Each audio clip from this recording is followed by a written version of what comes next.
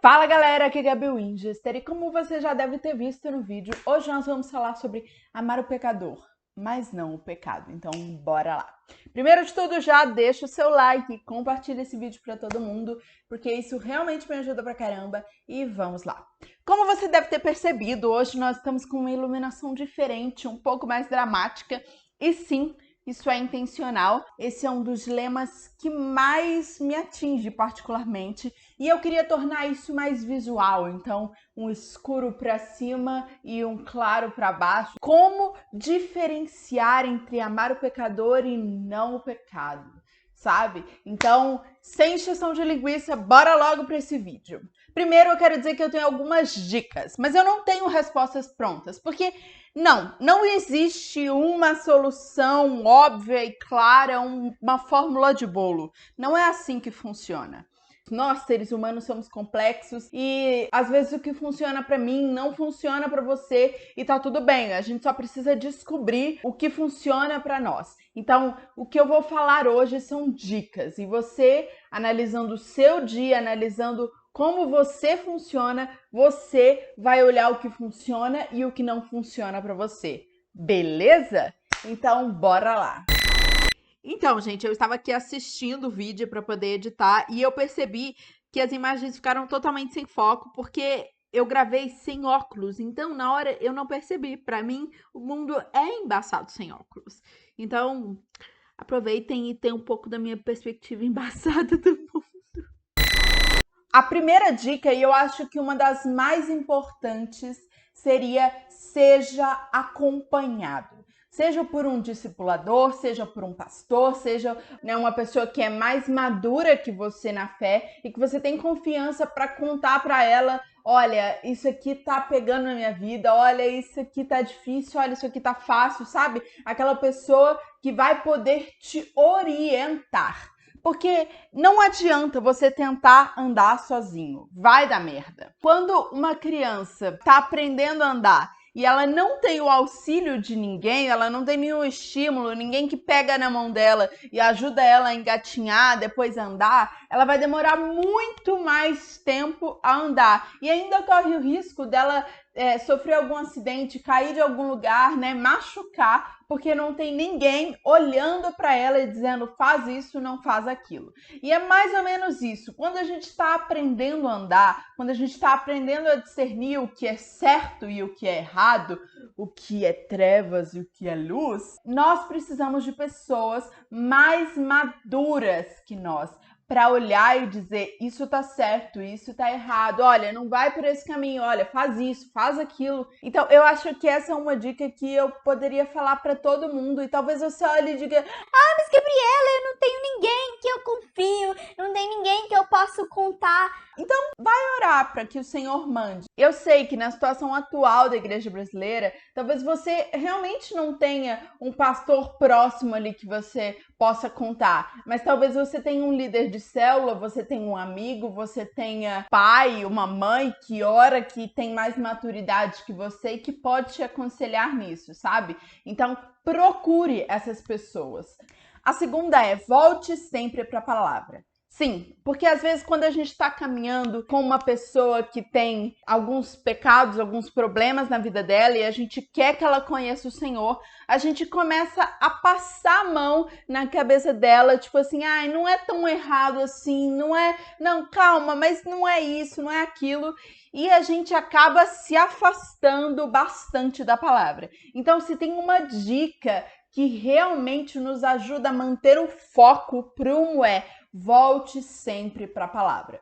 Então, eu vou dar um exemplo bem fácil para vocês entenderem. Vamos supor que você está caminhando com uma pessoa que ela é grossa, mal educada, ela xinga todo mundo, fala mal com todo mundo, e aí você começa a caminhar com essa pessoa, você começa a amá-la, você começa a mostrar Jesus para essa pessoa, mostrar a vida, mostrar o amor de Deus, mas aí de repente você começa a olhar e falar assim: ah, poxa, mas calma, ela tem os motivos dela pra ser tão amarga, pra tratar as pessoas tão mal. Não, calma, ela tratou aquela pessoa daquele jeito porque a pessoa falou isso, isso e aquilo. E você começa a passar a mão no pecado da pessoa, entendeu? Você começa a justificar os erros dela. Mas o seu papel não é justificar a pessoa. O que justifica ela é a cruz, é o sacrifício de Jesus que diz: você foi remida e perdoada por Cristo. Você não precisa entrar como advogado daquela pessoa. O que você precisa é mostrar Jesus para ela. Então, sempre volte para a palavra. A palavra que vai dizer se isso está certo ou se isso está errado. E me entenda bem, eu não estou dizendo que é seu papel ficar jogando na cara da pessoa o que ela faz de certo e o que ela faz de errado. Até porque a Bíblia é muito clara ao dizer que quem convence da justiça, da verdade e do juízo é o Espírito Santo, não é você. Então você ficar falando: ai, você tá errado, olha a merda que você tá fazendo, olha isso, olha aquilo, nem sempre vai ajudar. Porque quem convence não é você. Lembre-se disso, ok? Vamos para a próxima dica, que é entender o seu nível e entender o seu chamado. Então vamos por partes. Entender o nível. O que seria isso? Basicamente é você entender o nível de maturidade espiritual que você tem. Lembrando que, às vezes, a maturidade espiritual não é a mesma da maturidade física. Às vezes a pessoa tem 50 anos fisicamente, mas os anos de caminhada dela com Cristo, a maturidade dela espiritual é de uma criança de 4 anos de idade, por exemplo, entendeu? Então, são coisas diferentes.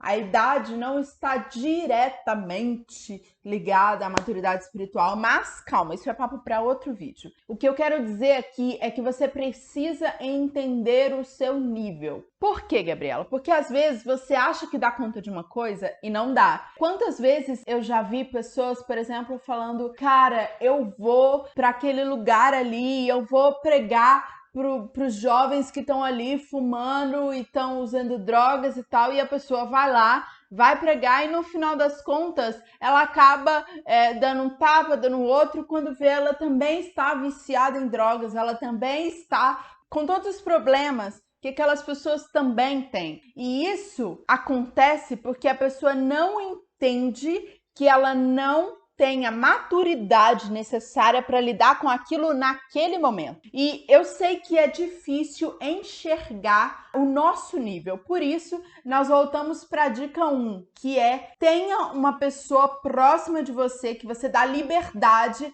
para falar com você. Essa pessoa vai dizer: você tem maturidade para isso ou você não tem. Porque às vezes a gente acha que a gente está super pronto e a pessoa vai olhar e dizer: não, calma, espera mais um pouco, se prepara mais um pouco. Isso vai nos livrar de muita cagada. Ok? E a última dica é entender o seu chamado, porque às vezes você quer pregar para um tipo de pessoa que não é o seu chamado, e aí você vai ter muita dificuldade. Mas calma, Gabriela, eu não estou entendendo o que você está falando. Vamos por partes.